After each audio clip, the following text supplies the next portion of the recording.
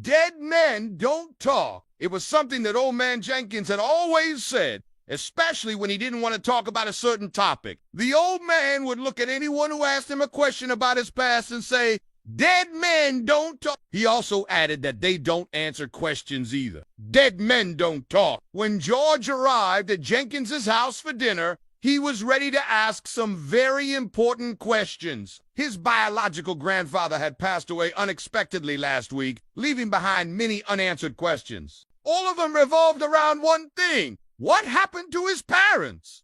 Why did Jenkins raise George instead of his own son? And where were his parents buried? George had been adopted by Jenkins as a baby, but he knew nothing about his biological parents or why he was given up for adoption. All he knew was their names. His mother was Maria Hernandez and his father was John Smith.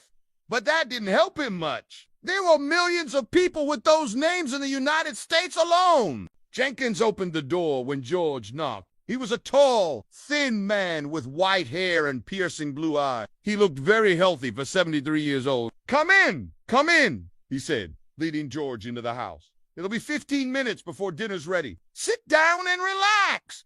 George sat down, but he didn't relax. He looked around the room, trying to find something to talk about. You know, he finally said, I haven't been here since I was 12. I don't recognize this place. You've changed it quite a bit. Jenkins nodded. Yeah, it looks different because I fixed it up since you were here. Your grandma isn't alive to do it anymore. She loved decorating for the holidays, but I can still do it. I put up all these lights because she liked them. George nodded slowly. He wondered if his mother had decorated for the holidays. He remembered celebrating Christmas at Jenkins's house every year, but he never celebrated Christmas with his mom. He didn't even remember her. He only had a handful of vague memories from his early childhood. Most of them didn't even include her. Just one memory stood out in his mind. He was maybe 4 years old and standing next to a woman who looked exactly like him, except she was shorter. They were looking at Christmas lights together. George reached for a light that was strung up high on a house and touched it accidentally. He recoiled immediately. Don't touch the lights, Georgie, the woman said, and then she reached up and turned off the faulty bulb. George thought back to that moment often, wondering who the woman was. He felt connected to her somehow, like he could feel her presence in his dreams. Sometimes he dreamed that she was reaching out for him, trying to tell him something. But he never woke up. When she was close enough to touch him, he woke up. He had told Jenkins about these dreams, but the old man just shook his head and said, "Dead men don't talk." George sighed and pushed away from the table. I'm going for a walk, he told Jenkins. This food is great, but I ate too much for lunch, and I don't want to sit inside. Suit yourself, Jenkins replied. But George noticed his shoulders slump slightly. George decided not to push him. Instead, he went outside and walked down the sidewalk. The night air was cold and damp, and it made him shiver. He missed the woman in his dream. He wanted to talk to her, but he didn't know how. Maybe if he kept dreaming about her, he would eventually get the chance to speak to her. Maybe if he kept searching for his parents' graves, he would eventually find them and they would tell him why they gave him up. Back at the house, George tried to eat more of Jenkins's famous apple pie, but the taste was terrible. It wasn't sweet like it usually was. George pushed the pie away and told Jenkins he was full. Then he went to the guest room to sleep. He tossed and turned all night and couldn't sleep. Every time he closed his eyes, he saw the woman from his dream. He could almost feel her touch, but then he would wake up. Just before sunrise, he got up and went downstairs to try to make some coffee. Can't sleep? Jenkins asked, sitting at the kitchen table. I can't, George admitted. Why did my parents give me up? Who were they? Where are they now? Why don't I have any memories with them?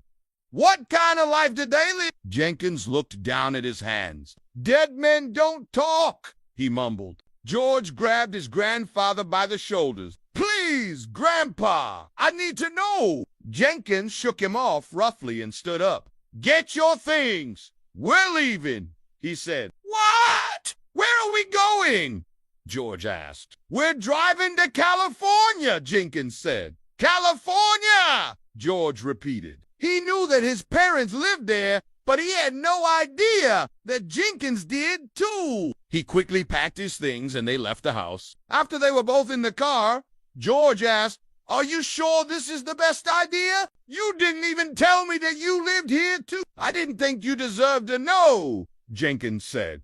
"You weren't ready." "Well, I am now," George insisted. "And I want to know everything about my parents." Jenkins stayed silent for a few moments while he drove. "They died a long time ago," he finally said. "What?" George shouted. "You said dead men don't talk.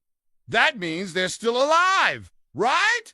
"No, George, they're dead. I'm sorry. I should have told you sooner, but I thought you weren't ready." George felt tears prickling at his eyes. "How did they die? Where are they buried?" Jenkins hesitated. "They died in a car accident. I buried them myself.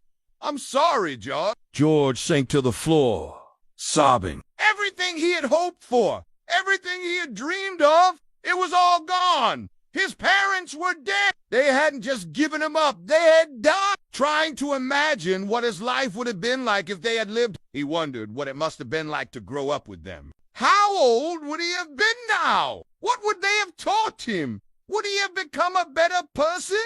Jenkins put a hand on George's shoulder. "Come on, let's go see them," he said. George sniffed and nodded. He wiped the tears off his face and got into the car. The drive to the cemetery was filled with uncomfortable silences. George looked at the houses and trees rushing past and tried to imagine what his parents looked like. Did they look like him? Were they tall? Were they short? Did they have blue eyes like him or brown eyes like Jim? He wondered what they sounded like when they talked. Did they laugh a lot?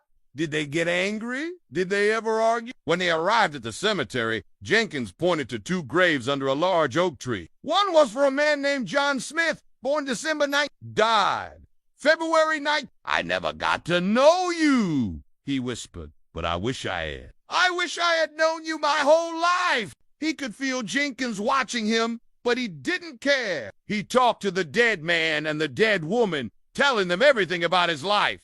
Everything he had accomplished, everything he had learned. He told them about his dreams and the strange feeling he had that they were trying to reach out to him. "I think I'm ready to let you go now," he whispered at the end. "I hope you found peace a long time ago. If you're watching over me, I'm glad it's over now. I love you, Mom and Dad. Goodbye." George felt a warmth spread through him as he spoke. He stood up and brushed the dirt off his jeans. He looked at his grandfather, who was crying. "I'm sorry I kept secrets from you for so long," Jenkins said. "I was afraid you wouldn't understand." "I understand now," George said. "Thank you for taking care of me. Thank you for raising me. I'm a better person because of it. Thank you for loving me." Jenkins nodded, wiping the tears from his eyes. He took George back home, and then he returned to California to live out the remainder of his days. Every year on the anniversary of their death, George visits John and Maria's grave and talks to them about his life. Now he knows that they're watching over him and he feels their love every day.